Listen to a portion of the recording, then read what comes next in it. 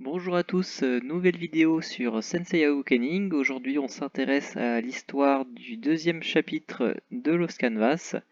La dernière fois on s'était quitté avec Sacha et Tenma qui réalisaient que Hades avait ressuscité, que les lumières dans le ciel de la lune avaient disparu. Et on n'avait pas encore rejoint le point où les chevaliers étaient envoyés en Italie. Donc le début du manga commence par la fin de ce petit flashback.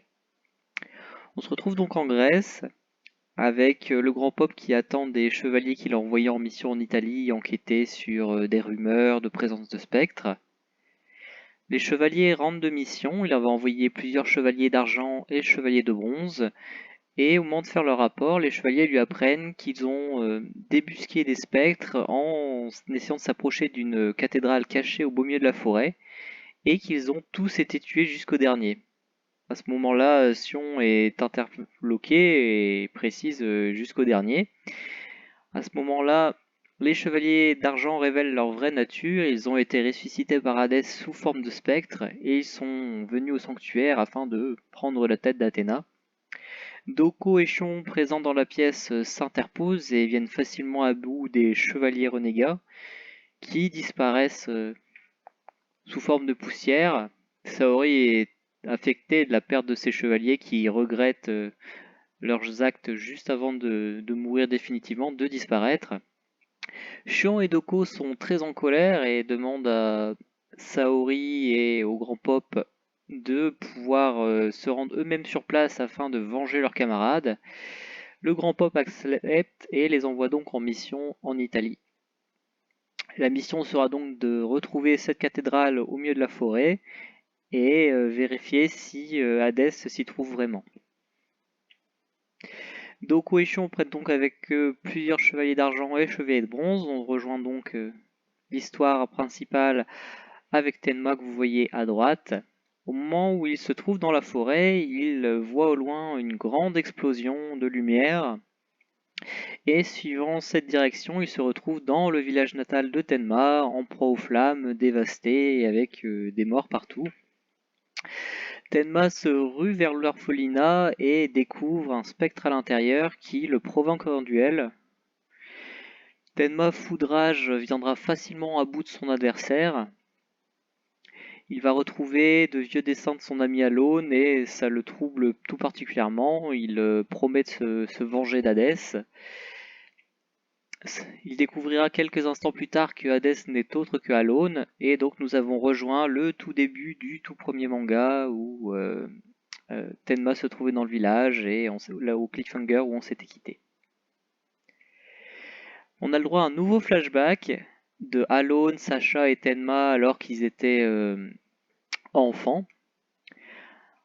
Saori leur explique qu'elle a été adoptée et qu'elle espère les revoir quand même un jour, même si leurs routes se séparent aujourd'hui. Donc elle ne sait pas faire grand-chose de ses mains, mais elle leur a quand même confectionné des bracelets de fleurs pour leur porter chance. Donc chacun d'entre eux, chacun des trois, aura donc un petit bouquet de fleurs comme trace du lien qui les unissait, de leur amitié. On retourne maintenant sur l'histoire dans le temps présent. Donc Tenma n'arrive pas à comprendre pourquoi Alone a tué tous ces gens, y compris les orphelins. Il n'arrive pas à comprendre ce qui s'est passé. Il demande des explications à Alone. Alone, en toute réponse, lui présente un tableau de lui qu'il a peint et lui demande si Tenma se souvient du tableau. Il lui explique qu'il n'avait toujours pas réussi à trouver le bon rouge pour finir son tableau. Et à ce moment-là, Tenma se rend compte que Alone se trouve au milieu d'une foule de cadavres. Le sol est jonché de sang. Alone y trempe un pinceau et va faire une grosse croix avec le sang sur le tableau qui représente Tenma. À ce moment-là, Tenma s'effondre raide mort sur le sol. Doko se précipite vers son ancien disciple pour essayer de le sauver, mais il arrivera trop tard. Tenma est mort sur le coup. Il remarque que Alone a ses cheveux qui ont viré du blanc au noir. Ça rappelle la scène dans Senseiya où Sean Hades avait aussi changé sa couleur de cheveux quand Ikki l'avait tué pour une première fois. Donc on se rend compte que Alone est définitivement possédé par Hadès. Quand Doko lui demande pourquoi il a fait ci à son ancien ami, Alone se met à pleurer des larmes de sang et explique qu'il a fait ça parce que la mort est une délivrance, donc comme si c'était un cadeau qu'il avait fait à Tenma. La perte de son ami a l'air quand même de le faire souffrir, puisqu'on voit les larmes de sang qui coulent le long de ses joues. Doko lui explique qu'il sera sans pitié et se prépare à combattre Hadès. À ce moment-là arrive un autre personnage important de l'histoire, il s'agit de Kagao de l'étoile du Bennu, donc un des spectres d'Hadès, un des plus fidèles serviteurs de Alone, qui vient s'interposer pour affronter Doko. Doko lance son attaque ultime, les 100 dragons de Rosanne. Kagao riposte par la couronne flamboyante, une de ses attaques fétiches, iconiques. Et la confrontation des deux attaques se solde par une forme de statu quo. Aucun des deux n'est particulièrement blessé par l'explosion qui en résulte. Seul le sol est impacté et on retrouve un immense cratère. Alors que Doko s'apprête à lancer une deuxième attaque, il est interrompu par Xion qui lui dit qu'ils ont d'autres choses plus importantes à faire, qu'il est plus important de retourner au sanctuaire pour faire leur rapport plutôt que combattre ici, ce qui est aussi dangereux puisqu'ils sont cernés par les spectres. Doko accepte et à ce moment-là, Bennu, lui, a l'air de vouloir continuer à en découdre et leur explique qu'il ne les laissera pas repartir. Mais contre toute attente, Alone donne l'ordre à ses spectres de laisser partir les chevaliers, qu'ils ont mieux à faire puisque la guerre sainte est sur le point de commencer. À ce moment-là, la cathédrale qui se trouve dans la montagne s'élève dans les airs alors qu'une montagne pousse au milieu de la forêt pour positionner le château, la cathédrale en hauteur. Quelques instants plus tard, on retrouve Alone et Pandore qui font face à l'entièreté des spectres.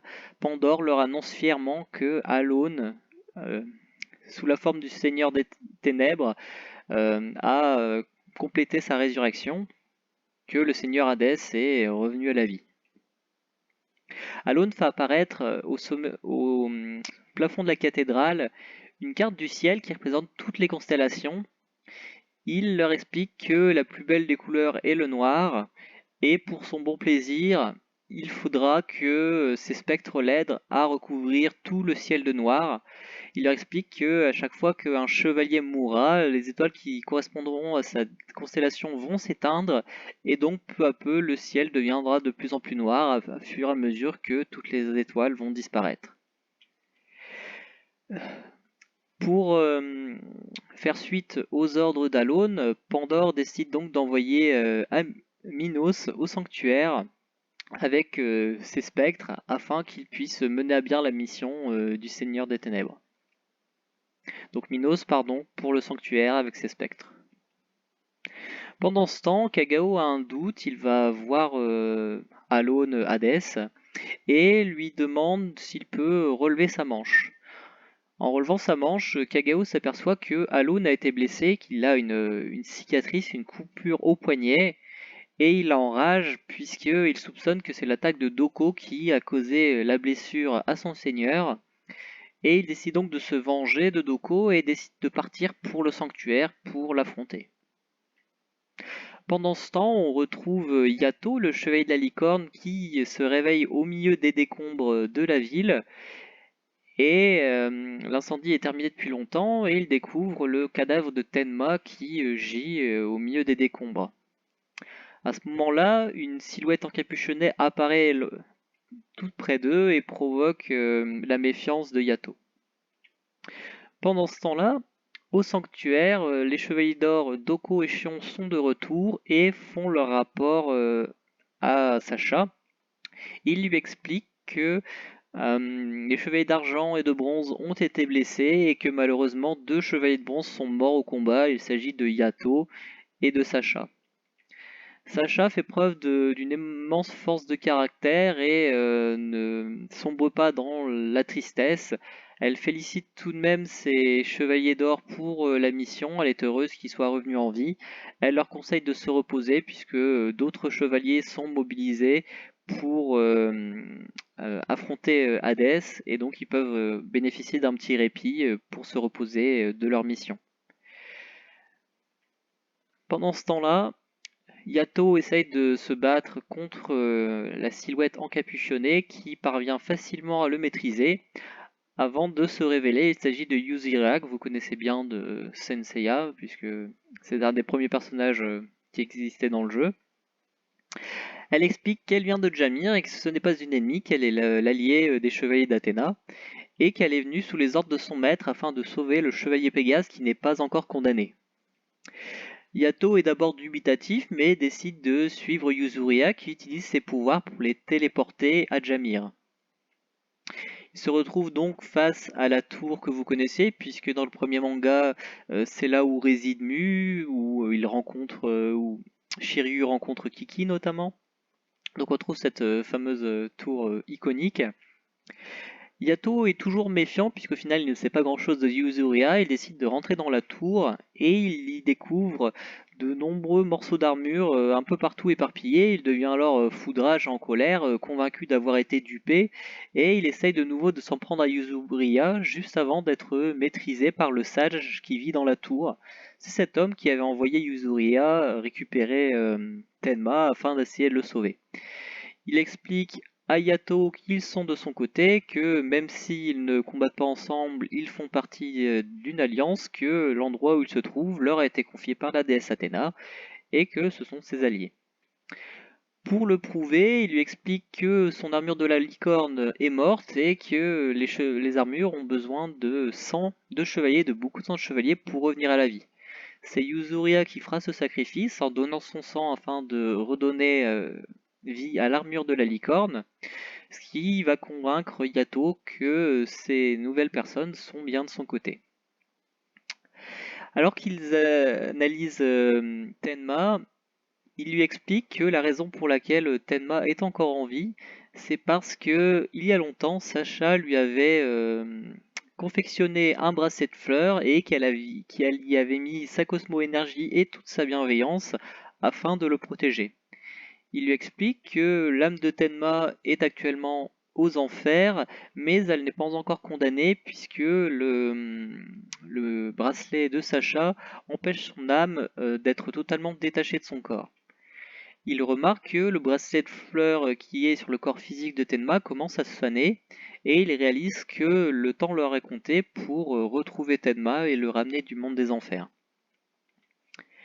Pendant ce temps-là, l'âme de Tenma se réveille au puits des âmes, donc juste avant l'entrée des enfers.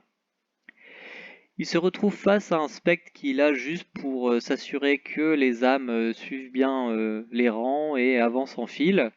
Il en vient facilement à bout et l'interroge pour savoir où il se trouve. Le spectre lui explique alors qu'il se trouve dans le puits des âmes, que les âmes se dirigent dans ce gouffre pour s'y jeter avant de finir aux enfers, là où elles seront torturées et condamnées à souffrir pour l'éternité.